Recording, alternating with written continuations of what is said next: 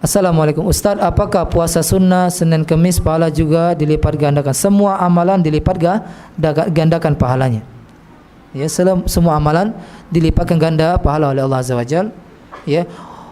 Kita ambil satu hadis, seorang sedekah ya dengan sebelah kurma. Ada orang ini maknanya saya sebutin ya.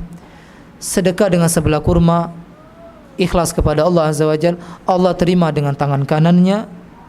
Lalu Allah Subhanahu wa taala besarkan sampai ya sebesar gunung pahalanya.